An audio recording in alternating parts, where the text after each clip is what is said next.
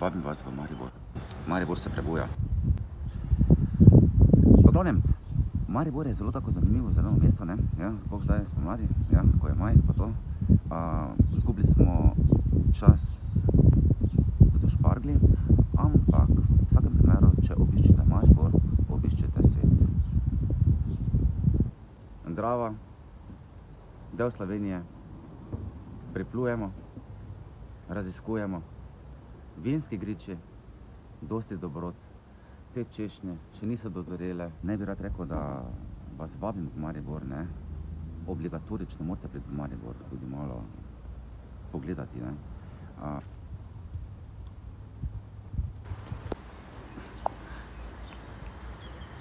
Prestolnica.